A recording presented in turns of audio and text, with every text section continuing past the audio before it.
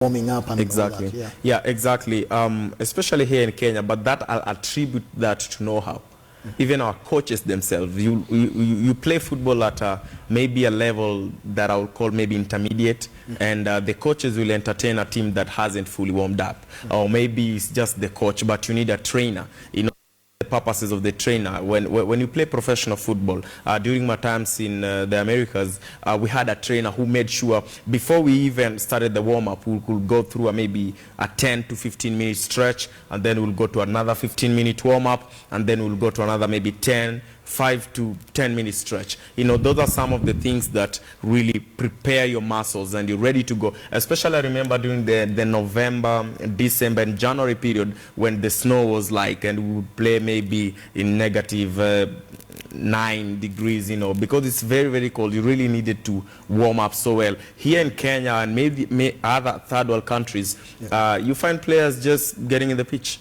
You know, maybe you had a 10-kilometer run yesterday and your muscles are still tight and intense. You haven't stretched, you haven't warmed up, and you're ready to kick a ball just like that. So I think, you know, some of us, we kind of invite them, but it's just lack of know-how. He talks about very tight muscles and all that. Does it make it really difficult for you as a doctor now to start treating that said injury? No, that is not related to the treatment. It is the team of any sport team has to have, medical profession has to have somebody, massager or physiotherapist, who is preparing the body for it. And if the team does not have those members, then definitely the players or runners or whoever is there are less prepared for their competition, because competitiveness is very high, and their efforts that every sportsman puts in that competition to win is very high as well. And it leads me also to something which we are not mentioning here, but maybe it is one of those questions which have to be discussed. I would not mention any names, but I know some coaches which were putting those stimulators. We are talking about doping. They are putting the stimulators in the athlete's body. I've seen the coach who was just injected when he is lying down. Yeah, to make him to run. Now the muscles are ready, but the muscles are becoming stronger, but the sportsman himself is not ready for it. And then he is putting efforts more than he needs to put, and that leads to injuries as well.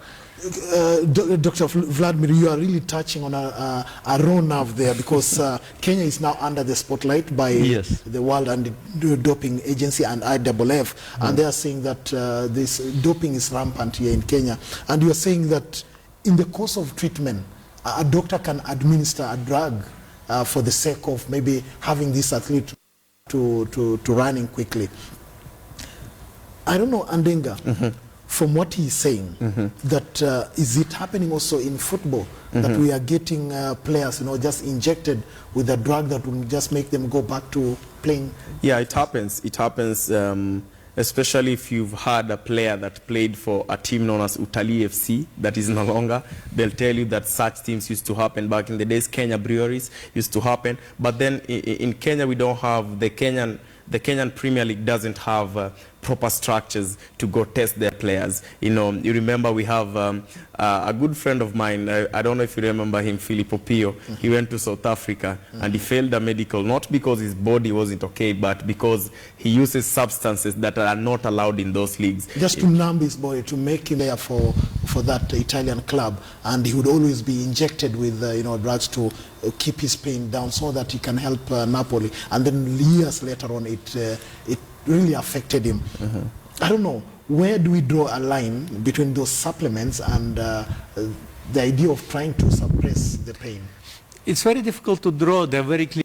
For example, the drugs which are now on the air, it's a Mildronate, for example. It's the medication which is used and created for the debilitated patients, for those ones who are having a heart problem, but at the same time it is making the strength of the body and the resistance for the lack of oxygen higher. So it's very good for the medication and for the sick people, But when it is, like you are rightly saying, when it is abused, when somebody healthy person, instead of being competing and showing the ability of his body, is trying to show the ability of the pharmaceutical companies, which pharmaceutical company is stronger. And it's now becoming, the sport is becoming the competition among the pharmaceutical companies. Who is making the better, who is making it hidden that you cannot find what is going on, and they then call it designer drugs, right? Right. So that is very different. The only, I believe, the only indication for it is if person is sick, there is a medicine which is indicated for him because that one will make him healthier. That is not an abuse of the medicine. But when the person is quite healthy and he is taking something to boost his ability to be stronger, then it becomes the abuse. Well, from your experience, what are the clubs doing locally, or even athletes? What are they doing, to ensure that their players do not abuse these drugs that could eventually, lead to a bigger problem? To be honest with you, locally, I don't think even at the Kenyan Premier League there's a club that is doing anything towards that. Anything. I haven't seen. I practice at the same pitch with Gor Mahia. It's one of the top clubs, not only in Kenya but in East Africa. I don't see even a medical doctor. I only see a physio there. But then you need someone on site, someone to tell you what to drink and what to eat after. How do you recover? How do you hydrate yourself? We used to have a trainer who used to tell me after practice, in about maybe 2 to 3 hours, you at least need a liter of water. And in a whole day before the next day, you at least take 2.5 liters of water. We don't have that in Kenya. But to be fair to Kenya Premier League, of course, they have a medical commission headed by Dr. Sule. Sule now. Dr. Juma Sule, who is the superintendent of Mbagathi Hospital. I think they have a program that is helping them. But are they doing enough?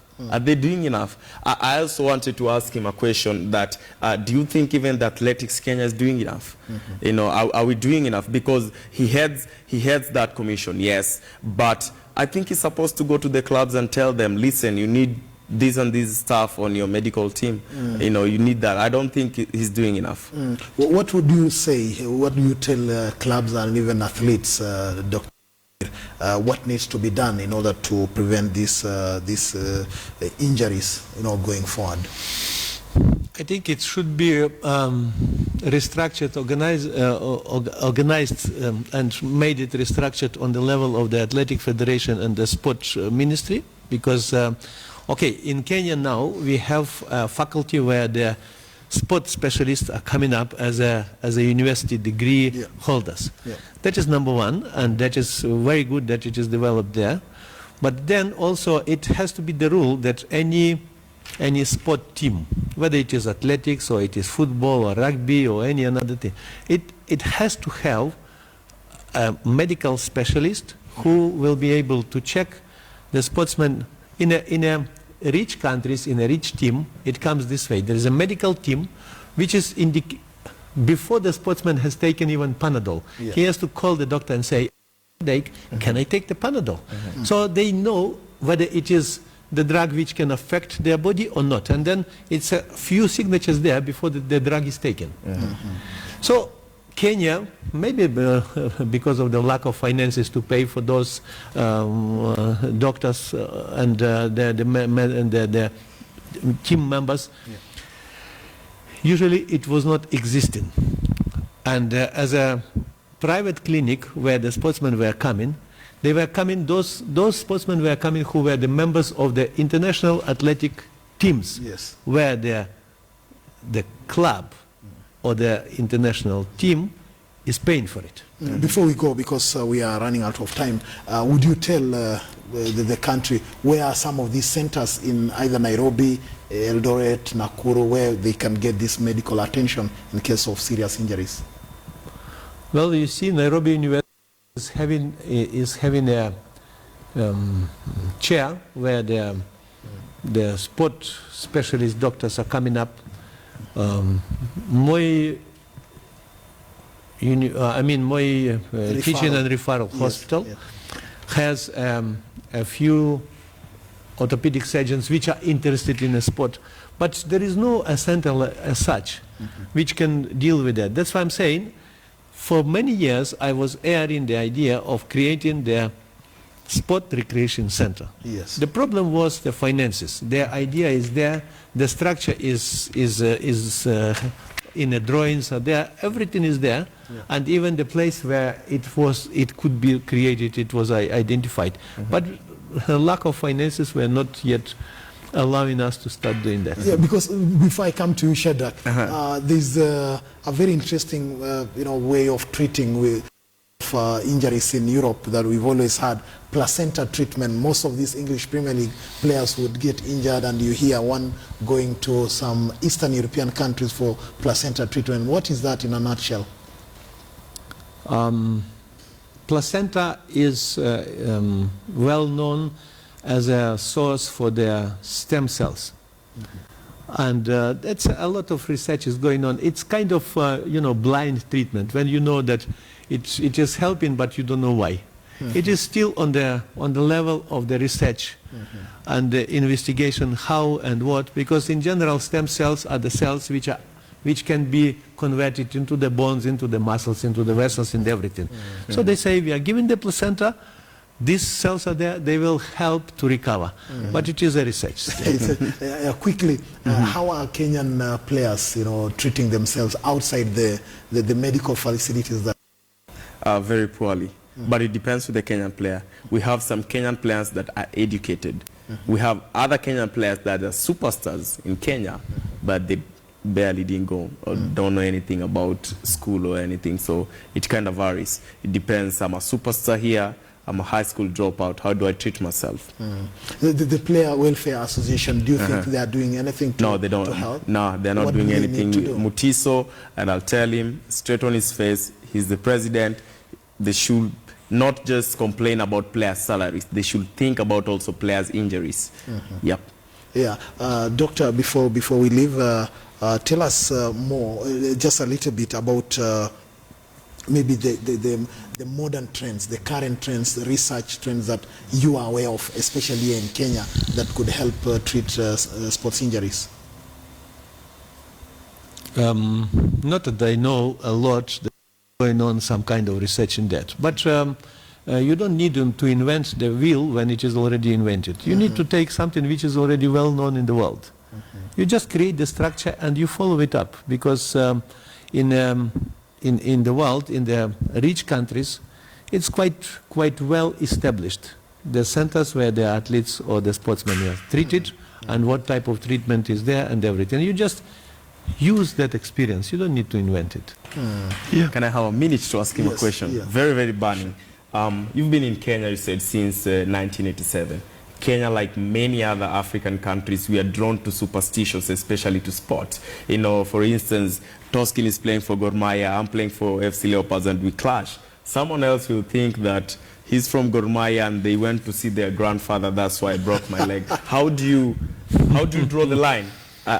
Because I remember Toskin, when I signed up for Reunion, the first played against FC Leopards, I broke my arm. And for the whole year, I believed that because I didn't go first to FC Leopards, I went to Reunion, that's why I broke my arm. And they told me straight to your face, they told me, we will break your arm. And how do you draw that to reality? Because when I got to college, I was like, it was just another tackle. How do you draw the line as a doctor? Especially in African countries. Africa. Yeah, this is Africa.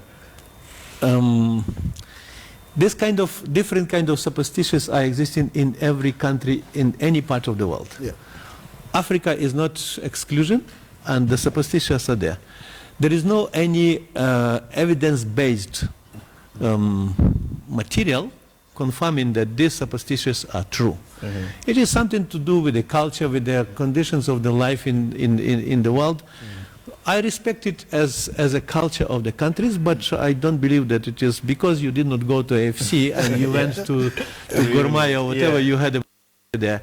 It's not true. Although they are saying this voodoo things, they are putting the needle there and somebody is suffering somewhere else. Thank you very much, viewers. We've been talking to Dr. Vladimir Shokin, consultant general surgeon, as well as he said parascopic surgeon, laparoscopic surgeon, and also a sports trauma specialist.